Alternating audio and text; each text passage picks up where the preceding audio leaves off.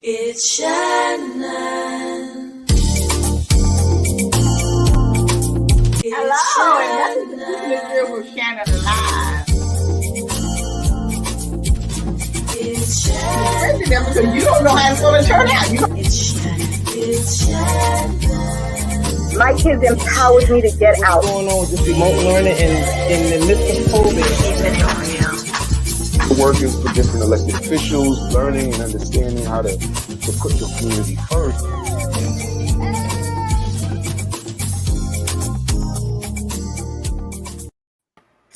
Hello, and welcome to Keeping It Real with Shannon. Thank you so much for joining us. We're starting a little late because we were having some technical difficulties, but we're here and we're ready to go. We're excited about our guest tonight. As you know, there's so much violence going on with our young people. And so we have a special guest joining us, and I want to introduce him at this time. He earned his undergraduate degree from Shaw University, Raleigh, North Carolina, and his master's degree from Oklahoma State University. Pastor Pickett served 11 years in the United States Army Corps of Engineers as a military officer and an assistant professor of military science. After ending his military career, he moved to Charlotte, North Carolina with his family, where he joined Bethel Baptist Church under the leadership of Bishop Tommy Murphy. He served faithfully for 11 years in several leadership positions. In 2008, he was called by God after a strong fasting and praying to start Breakthrough Ministries, Church of God in Christ in Concord, North Carolina. Pastor is a strong believer in preaching and teaching the word of God. Compromising the gospel is not an option. So we would like to welcome Pastor Craig S. Pickett Sr. as our guest tonight. And welcome, Pastor. Welcome. Hey. We're Amen. glad to see you and have Amen. you all the way from North Carolina. How are you? The Tar Heel State is in the house. Hey. Glad to have you. Glad to be on tonight. Thank God for Thank you. being there. Thank you For so him. much for joining us. Yes. Yes. Well, our topic tonight is, fighting to save our children. As you see, is in North Carolina, it's in New York, it's all over the place. You just had a mass shooting in Raleigh, North Carolina, with still young people again. We've been having it here with all the killing and violence, and it's not the old people now; it's the young people who's doing this and who's dying every day, every day, and it's like when we talk about it, it's like what do we do? What did we miss? What are we not doing? What What's should we do? happening? Mm-hmm. And it's a lot of our young males. And we're raising young males today. We know it starts from home. People will say, "Oh, well, everything can't be in the home or whatever," but it starts from home. This is where it starts. So you deal, with youth also. You deal with the youth in the church and stuff. What are we missing? What did we miss along the way that we have gotten to this point? There's so much violence with the young people. First, let me just take a moment. I just try to introduce myself a little bit more. I'm the father of 3 young men that I'm extremely proud of that we have reared, and these young men have gone on to do great things. 2 of them are working or actually they're professors at the university. Our oldest son is an attorney, and he teaches at the University of North Carolina Central. He's a doctor at UNC Central, teaching in the law and also cybersecurity. Our middle son, who is a professor also at the University of Tennessee, and he's teaching there. He's over he's the director of diversity and inclusion at UT. He's just been nominated as one of the top 40s of 40 for the city of Knoxville, Tennessee. And our youngest son is an investor at Wells Fargo, and he's the youth pastor at our church. And so we're godly proud of these young men that my wife and I thank God for my lovely wife. who stood by my side, and certainly in the upbringing of our three sons. So certainly, I pray that I can share some things with your viewers tonight that has helped us in our upbringing of our three sons, and we're proud of it. Something we share with the church members and others to help young men, particularly young African American men, young Black men, to so they don't end up in incarceration, so they don't end up on the street or killed or on drugs. So your question is, what are we missing when we're talking about young men, in particular, young Black men, because it is extremely tough for a lot of young men to get jobs. So certainly education is important, continuing school, not dropping out, but it really starts at home, Lonnie. And so it really starts with Give me your phone. parenting, and it starts with us as leaders training up the child. The Bible said, train them up in the way that they should go, and not waiting till they become teenagers, but starting to train them while they're young. And then they begin to build. There's a window that God has given us as parents to pour into our children, to help them, to mold them, to shape them. I believe this was when it was critical in our three sons' life, now married, but certainly it starts, the foundation is certainly at home and certainly with God. And if we don't put a foundation in them and give them a foundation, they will slumber, they will fall on this course, and it will end up in what we see a lot of young men ending up But in. what do we? Okay, so it's wonderful when both parents are involved. It's wonderful when both parents are involved. But most of us now, both parents are not involved. A lot of Yeah, times, the fathers are not involved. It's just the mother trying to raise the kids and everything. So when we have homes split like this, that the father figure is not there, then that also, I think, causes a problem there because yes, us women try to raise men, but we really can't raise men. We still need a father, even if it's yeah, not a father figure. It could be an uncle, it could be a cousin male, or whatever. There needs to be some type of male image, particular in young male's life. He needs to see that male image part there Mm-hmm. because there's things that the male can tell them that we can't tell them. right, right. And I'm not saying women have not raised some good men, because they have, Right. but it's Oh, it's hard. absolutely. It's Mhm. hard. So Mm-hmm. I mean, I think we need to work more to with the fathers playing a role in the children's life. I don't care whether you're together or you're not together or whatever. It's important for that male figure to be there. I think also a lot of when we're talking about fathers, because it is very critical that fathers play a role. There was a statistic that came out not too long ago, and it talks about when a father is in the home, when a father is raising a child, and as part of that, that child is is more likely to go on to be, particularly if he's in church and saved. He's going on about an 85%, 90% chance that this child will continue to live a life of serving God, being productive. But when the father is not there, it dramatically flips. And not you're absolutely right, because a lot of times mothers are picking up that role and carrying on when fathers are not there. And certainly, but it is important that young men are looking for a role model. They're looking for someone to Yeah. lead them. They're looking for someone to give them answers. It is, you said it right again, is that it's difficult for women to raise men, and it's difficult for men to raise young girls. God had put a balance here for men, for fathers to help raise boys, because they need that father figure. So when the father's not there, what do we do? When fathers are incarcerated or fathers are left homes, then there's certainly, I believe the church has a vital role. I believe the uncle's cousin, as you stated, certainly has a vital role to help teach. The other important piece of this is teaching them early.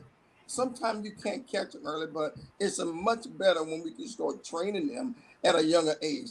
So to mothers who has a greater task, and a lot of time that mothers end up with children, and there are some single fathers that also have that care that this fathering their child because the mother not, they could be for death, because of death there could be some various other reasons, but certainly that parent, that father, that mother is one that would that certainly their family members, their church members should Mm-hmm. embrace these young men, embrace it to help them, to Yeah. mentor them, to care for them.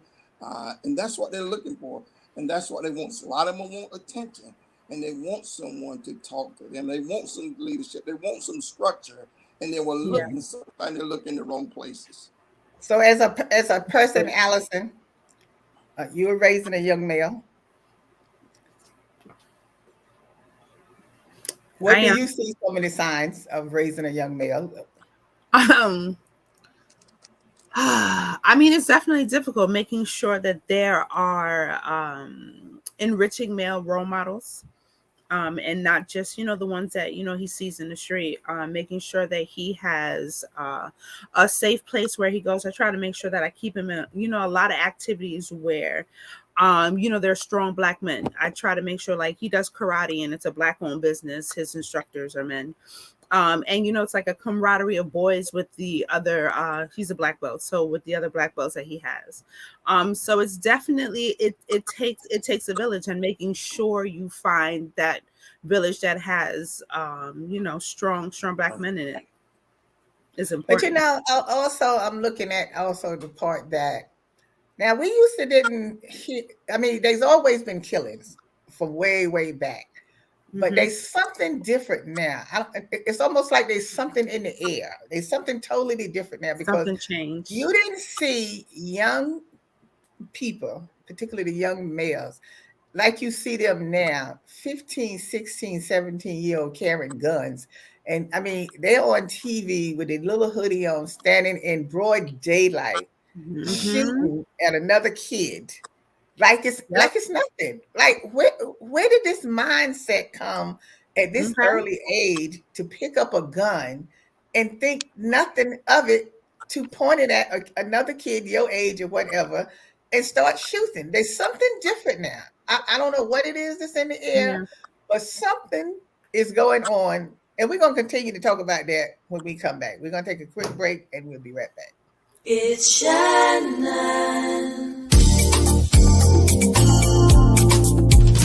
It's Shannon.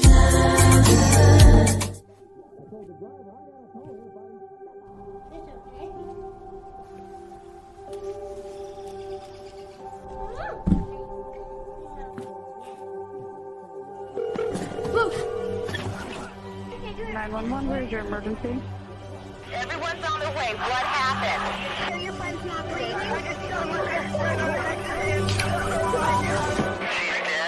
Please get my mom and dad. Oh my God.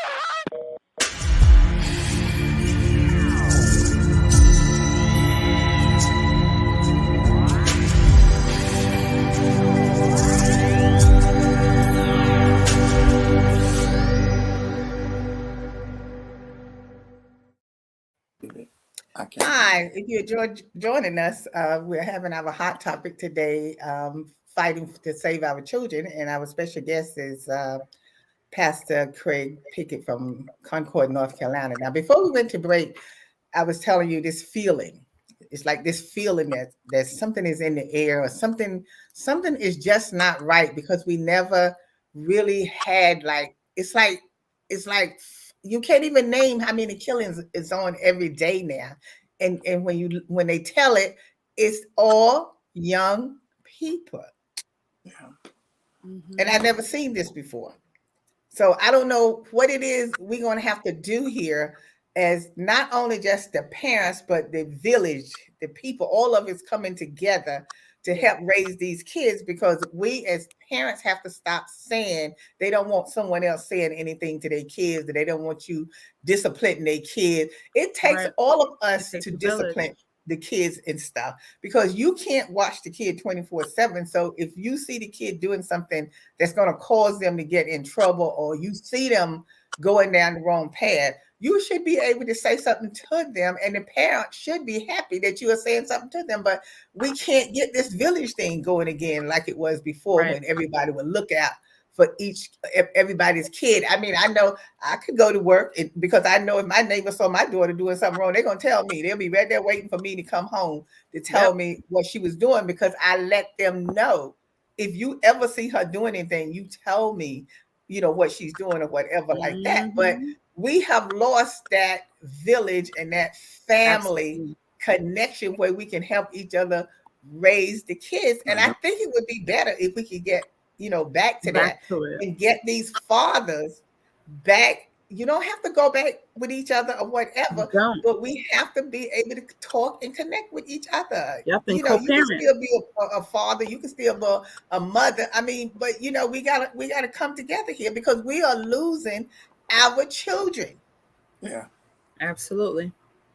Absolutely. And I think, and I'm not making this a COVID thing, because this was happening, before COVID. We were on this road before COVID, but I think, with COVID, we all kind of had to retreat within our own homes and our own selves. It was hard to really connect, with the people at church, or your friends, or people at work and things like that. Things kind of changed. It changed. So yeah. I would also add is not only that we, as we looked at before COVID, and things are changing, is we need to look in the time that we're living in now. Is that people don't want to say nothing to their child, Yeah. and we see where that have gotten us to. The other thing I would add is that we've taken prayer out of school, and seem like we've taken prayer out and replaced it with guns. Yeah. And we certainly, guns have become so easy to get to. They're so easy now. I recall growing up, you just didn't hear much of guns in school, but now Right. they're so easy to get on the street. They're just easy for individual teenagers in Raleigh, as we were sharing earlier. A 15-year-old have a gun, and parents, I think, sometimes are being irresponsible, allowing children to get guns that's not ready for guns. You're But right. certainly, we're talking about what can we do better. There's many things. I think certainly some things we should be looking at where we are now compared to where we are, where we've been, and it's certainly the direction we're going. Yeah. What are some of the things you feel that we need to start doing that maybe we're not doing enough of? Because I don't think that we can stop it. I don't think you can really stop it. Right. But I do think that we should be able to get better control over our children than what we have. Because Mhm. when a child is 15, 16, and 17 years old, you still should have some kind of control over your child. Like, how your child just out in the street all the time and you don't know where they are half the time. You understand what I'm saying? Because even though you might have to work, I mean, I remember when, I had to work, but I made sure that I was checking. I had someone checking to make sure that one was in the house where they supposed to be at, and stuff like Mhm. that. You understand what I'm saying? So I know where they were, even Yep. though I'm not there with them. I'm just Mhm. saying, like, I think we got to get our children more under control. And I think parents have to stop being afraid of their children. And I mean, also too, just sidebar, the ages of parents have significantly changed. You have a person who may be like 40, 45, who's a grandparent. Yes, that's You know true. what I mean? And I Yeah, think that's that's true. Yeah. also like a big shift. You know what I mean? That's You have true. a lot of children who are raising children and didn't necessarily have that mentality. They weren't mature enough to be having them in the first place, and they may Mhm. not have had that village or had the benefit of that village. And I think too, that's kind of where that shift started to happen. Mhm. You had a lot of parents like, well, you had this baby, I'm gonna leave you to deal with it. I'm like, maybe that wasn't best. You know what I mean? So Mhm. now they feel alone, and they've been doing it alone, so they don't want anybody telling them what to do with their child, because at the end of the day, for them, they did it by themselves. So Yeah. I think like the age has a real significant factor in what we're going through, Well, I because think that's what now the older people have to Mhm. step in with this with the Yes. new generation here. We have to step in as the older people now to try and Mhm. talk to the young mothers and to the young males and stuff. And we have to stop being afraid to talk to them. I mean, Mhm. I know sometimes that we meet a lot of them that's hot headed and they think they know everything and you can't tell them anything or whatever. Right. But we got to find a way to get Common around that ground. of how Yeah. we talk, talking to them and everything, like that. Because if we don't, I mean, you might as well say the generation is already lost. Yeah. And how many more Yeah. kids are we going to lose? Yeah. And they're getting younger and younger. I mean, just the young kids outside playing and my girlfriend's husband and his partner and wife was in the Bronx walking down the street going to take care of business. And he was shot 2-3 times. The guy was shot 2-3 times. The wife was killed. The little girl who was jumping rope was shot. They driving by shooting. Like, I mean, what is this? The Mhm. Wild Wild West now? Yeah. Innocent people being killed and dropped. Yep. I mean, for what? For Yeah. what? Lonnie, I also think there's a deeper issue that's going on when we look at how do you get back? How do we return back? I think this is a spiritual battle as well to keep individuals getting into the will of God. Nothing good happens when we get out of the will of God.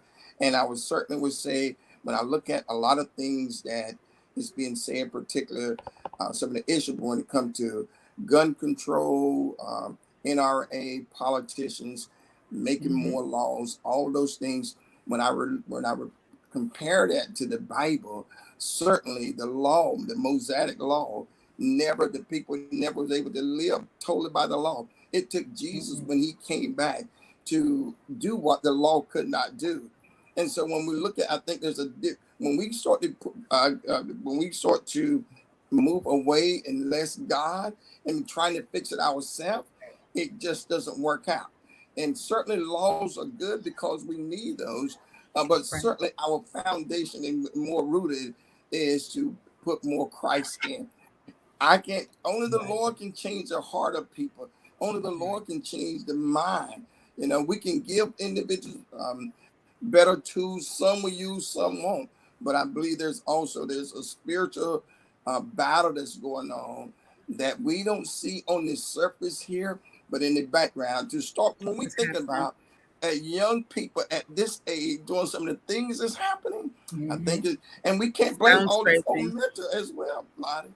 Well, I mean, Mental. I truly agree with you about the spiritual thing because it's just like I was telling my friend the other day. I says, when have you ever known the whole world to be shut down when we had the pandemic? The whole world, not the United States, not New York, not Connecticut, the whole Earth. world The was earth Yeah. shut down. itself. You have never seen, or at least not in my lifetime, I have ever seen that before. Mhm. So I was saying that should tell us something Yeah. that's going on if the whole because there's only one person that can shut down the whole world. We know who that is because we don't have that kind of power or whatever. Yeah. Mhm. People running loose. People are treating each other really bad. They don't know how to treat each other anymore. Right. I mean, we used to have respect for each other. We used to be Right. willing to help each other. Yeah. Now it's just like Satan is running rapidly and Yeah. wild. People have no respect for each other. They don't treat each other Mhm. good. Right. I mean, Right. it's just horrible, and it's not until people. I feel until people start getting it together and changing their attitude towards each other and be willing to help each other. It's just going to get worse and worse and worse. Right. That's I feel it's going to get. 'Cause I feel, and I don't know everything in the Bible, but I know right now he's angry. God is Yeah. very angry right now Mhm. because all of this stuff that's happening with all the pandemic, the monkey pops, that pops, and whoever else pop out there, all of this stuff is not by no accident. It's Lottie, not by no accident. can I also add what we see is a almost a cycle of what we saw in the Bible, and even in the book of Judges, we see that when people did wrong, when people sinned, God got angry. When God got angry, He would allow things to happen. Until Mhm. then, Mhm. they would start to pray and sort of ask God to deliver them. And this is why you see in the book of Judges that God would send a judge. And they would go through for a period of time until God would send a judge to deliver them. And then it was about like whenever a shooting took place in Columbine. If you remember the Columbine High School, before that, you almost never hear a prayer in school, and teachers could not pray. But when that happened, they was able to huddle young people together and pray because something terrible went on. Exactly. And that's why what we see in the Bible is that when that happened, but when that judge died, people go right back to the old ways, and it was a recycle over and over and over again. Yes. Well, that's what always happens when something happens. People start getting scared. They don't have no trouble praying at that time. Finding the Lord then. That's all you hear then is the Lord's name when something happens. And if you just do this for me, if you do, this is what you hear. You start bargaining with the Lord. But look, Pastor, you got to hang around a few minutes because we got to finish this conversation, but we got to close out this part of the show for now. So we want to thank you for joining us on this part of the show. We want to thank everybody for joining us. Don't forget to like our Facebook page, subscribe to our YouTube page, and thank you for joining us. And you can also continue seeing the after show too by going to the Facebook page. So thank you, Pastor. Thank you, Allison. And as always, we'll see you next time. Indeed. Today's show is sponsored by Abu's Bakery. If you have a sweet tooth, stop by Abu's Bakery for some delicious cakes and pies. Do you like beautiful pictures for your home or your office? Then stop by Stage Box Gallery. They have a large selection of pictures from around the world. It's Shannon. It's Shannon. It's Shannon. It's Shannon. It's Shannon. Keeping it real.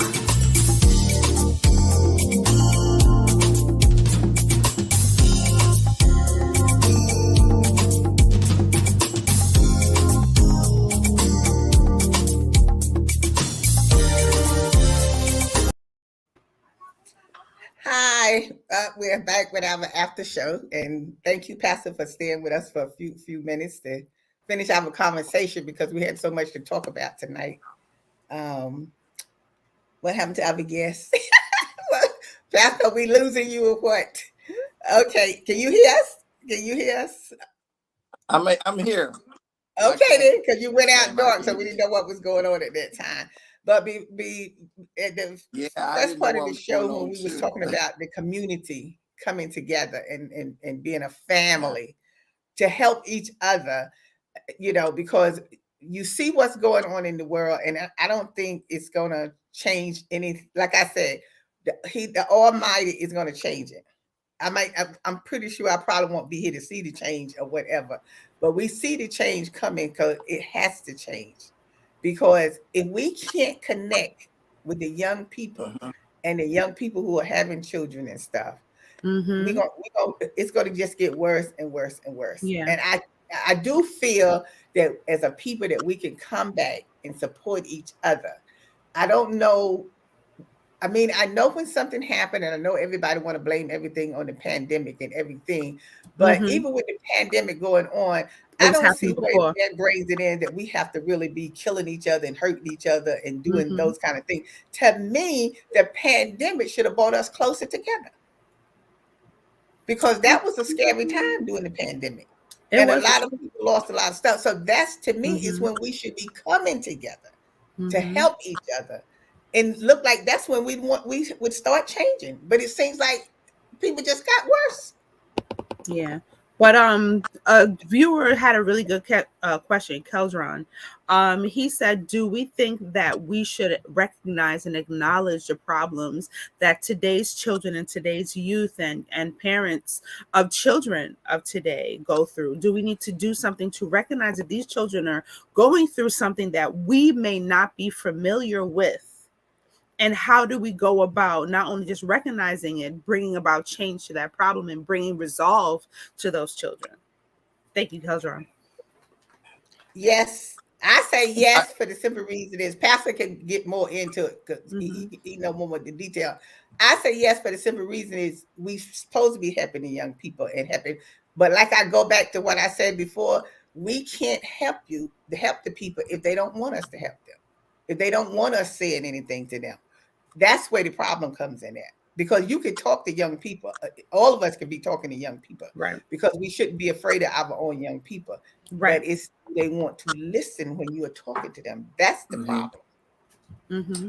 Pastor? Lot I would also add is one of the things that Bible tells us that the men of Issachar, there were men who were wise to the time. That means that the things that was happening at their time, they were men who was wise to the time that they lived in. And I think the time that we live in now is a time of different than where we were 40 years ago. You know, with the internet and all of the different resources. I think we have to be wise to not only just, I don't think we can just talk to our children, but we have to be talking with them there and being able to see them and find them where they are. Because now, you know, young people now, it's all about texting. And it's all about they're in their own little world there. IG, TikTok, all of it. I'm telling you, so it's. But see, that's the thing, Pastor. They all in their little world, but we got, especially these little young ones, but we got to get them out of that world because they're in the world because you allow them to be on those phones 24/7 and 24 hours. You are not talking to your kids. That's the problem. That's why they always on the phone and stuff. There should be a certain time when they put those things away. And that way you are talking to them when you're getting ready to eat dinner and stuff. They shouldn't be coming to no table with no phones and all that kind of stuff. When would you ever talk to the kids? That's why when the pandemic happened, that's why all that slapping and stuff was going on and people was crazy because they didn't know who their children were. They didn't know they was that bad. So they felt good for the teacher now. You didn't know who your husband was because you don't talk to them. You don't know who your wife was. Who is this person? Now everybody finding out who each person is because now you got time. Yeah, exactly. You got nothing but time. But even with that happening, you still should have been talking to each other. You know, when we would come to the table to eat, we didn't come to the table with no phone. Even when you have dinner now, Thanksgiving dinner, let me tell you, you know why I stopped cooking Thanksgiving dinner, inviting people over? Because when you would invite them over, they was on the phone most of the time. So what did you come over here for if all you want to do is stay on your phone? I thought we were supposed to be having dinner, talking to each other because we haven't seen each other the whole year, or 2 years, 3 years, or whatever. So what is the point of you coming if all you're going to do is talk on the phone? I'm just telling you, the phones are good, but it has damaged relationships and children and relationships. I think that, again, I believe that's where we now have to know how to use phones for our advantage and to our good, because there's a lot of great things that the internet and phones that we did not have now. But we just have to know how to turn this thing to work for our good and know how to say, okay, there's a time when your phone, I mean, think about it. Back then, you would say, okay, there's a time to play, and then there's a time you got to come do your homework. And you had to stop playing and come inside, or you have to do your homework before you go outside. So even now with cell phones, there are another tools. They can be good. They can help us in so many areas, but at the same time, if we're not careful, they can be damaging because young people can take phones. They can hide stuff behind apps. They know them better. What I'm saying. And I'm going to tell you, if we don't know and don't know how to check into it, we're not wise to what we're doing and what we're dealing with, we'll be deceived. And they'll keep on doing their own little thing, and we are like sort of like left in the dark there. So certainly, I think if parents, I think Allison said something good about parents that sometimes are young parents trying to raise young people. Certainly, we need the wisdom of God when it comes to raising young people. We need God's help because if not, there's so much now that young people can get their hands onto. I mean, you turn on your phone, man, you got access to everything at your fingertips. Everything on there. And they can use the phone to be learning a lot of stuff, but learning it in the right way and tone and stuff like that. Even on the phone, you could be doing your homework from the phone or whatever. You know, you could be getting information from the phone or whatever. But still, too, I mean, everybody is not spiritual, and you don't have to be. That's your choice where you want to be or not or whatever. But if you are and you teach it to your kids, I think it helps also when you. I know it helps because the kids will have more respect. They won't be as disrespectful as kids are today, because these kids today don't have they will hit you just as quick as they will of somebody your own age or their age or whatever. They don't care because you an older person or whatever. They will curse you out or whatever. And for children to be that disrespectful, to me, I feel bad for them because see, the Bible says, honor thy mother and thy father that your days may be longer. And also too, you don't supposed to be respecting your elders and stuff. And when you do things like that, it just cuts your days off and stuff. And I try to tell the young people that why do you feel that it's okay for you to talk back to an older person or an adult or to your parents or whatever? Because your sins are on you now. They not on me. They on you now. So you got to pay for whatever it is that's going on. You know what I'm saying? And the young people has to be willing to listen now. They really have to start listening now. And they just don't want to do that. But that brings a point. Omar Pickett, I assume that's one of your sons there. That's our youth pastor. Good job. So Omar had brought up a really good point. I think that communication style has definitely changed over the years. We are raising more socially aware children, children who have empathy. And that's not something that even us three within this group necessarily grew up with. I grew up in a time where children were seen and not heard. You know what I mean?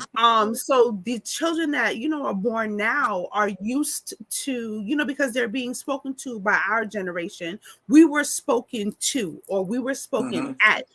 Having a conversation with these children is a situation that has evolved and changed, and some of us aren't really very equipped to have those kinds of conversations, or feel that we should be having conversations with children. You know what I mean?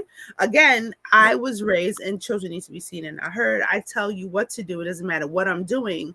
What I said is what I said.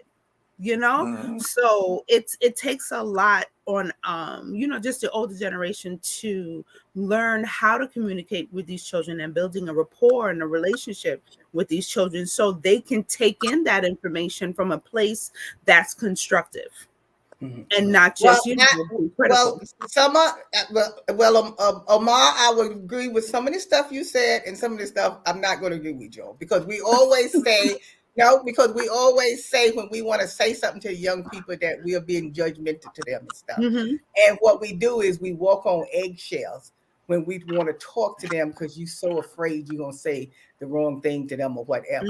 I don't think that is being judgmental to me. And I don't think we need to walk on eggshells, because I'm going to tell you, when I was at the Board of Education and I had to deal with the young people, high school kids and stuff like that.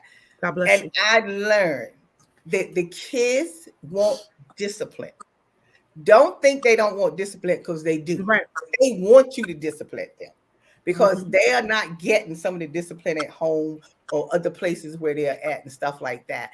They'll see other children, their parents disciplining them and stuff like that. They want someone to discipline them as structure. Well. Exactly.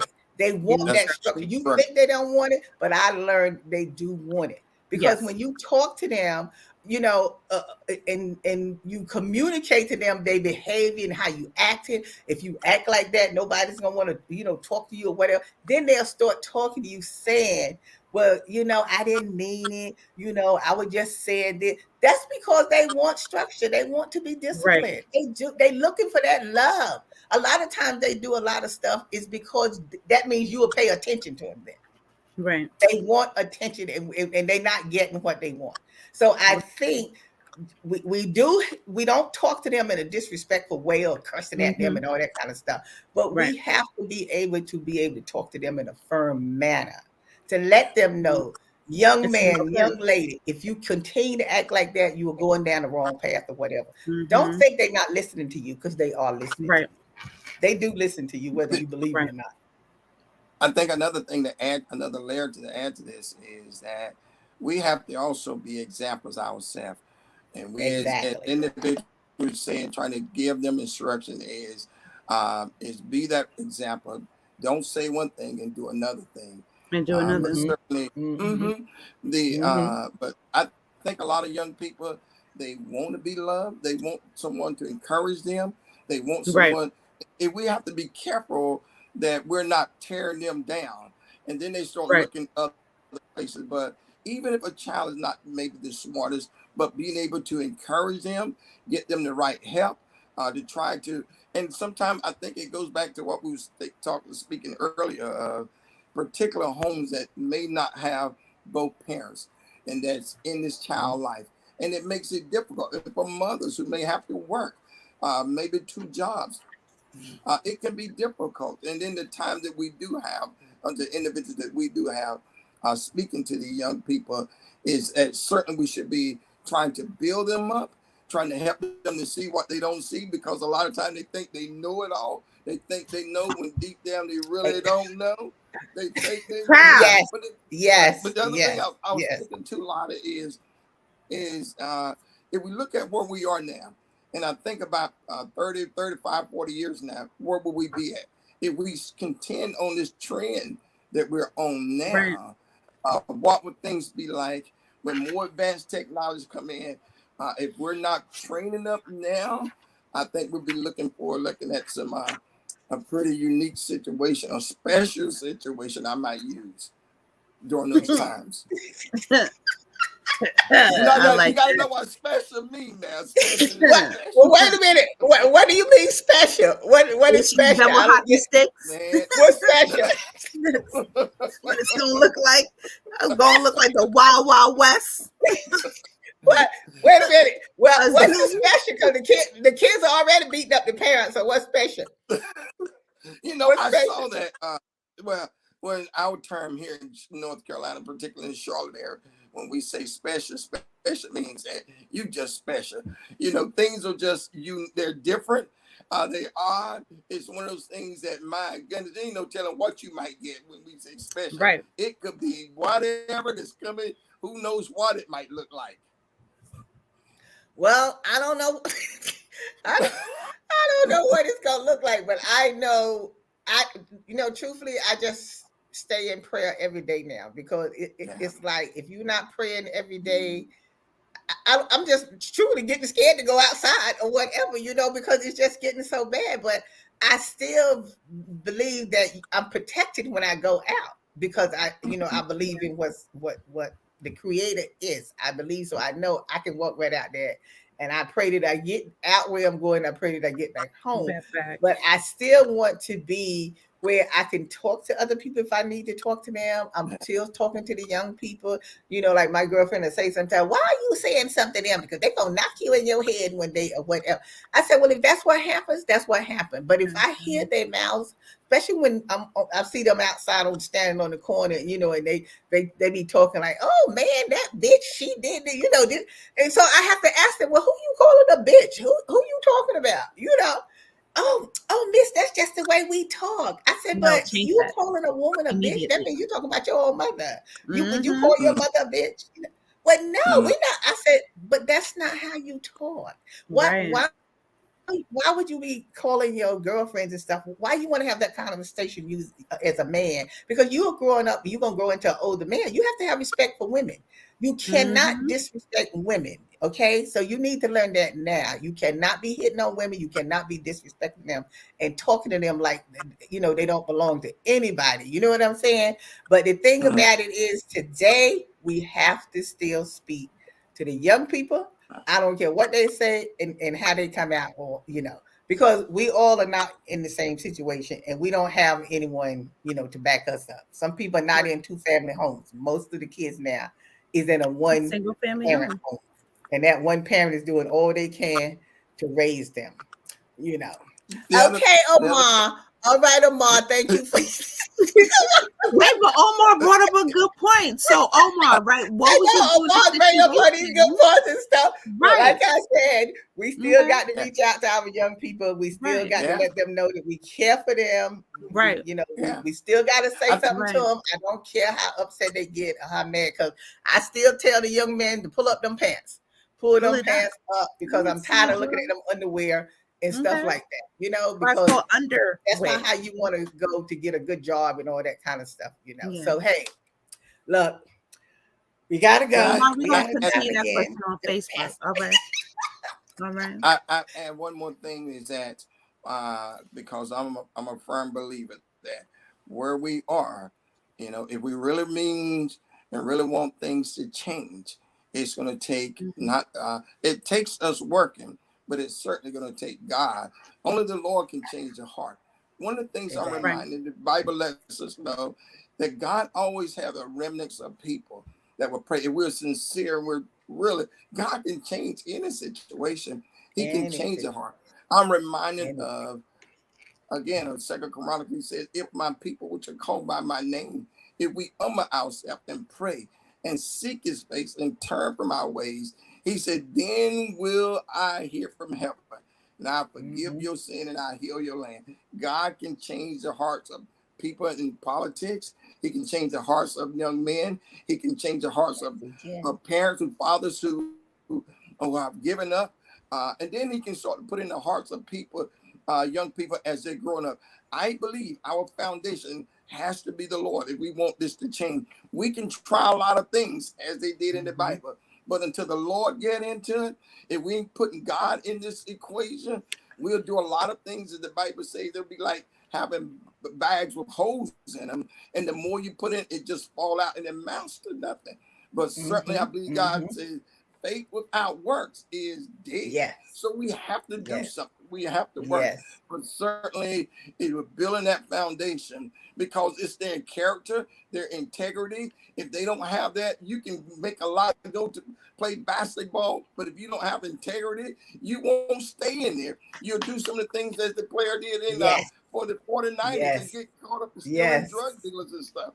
So Yes. Yes. certainly we Mm-mm. know that, and I believe that this is not only that we're seeking, but we also are praying that God will send on help to help individuals to be what He predestined them to be. I got to stop.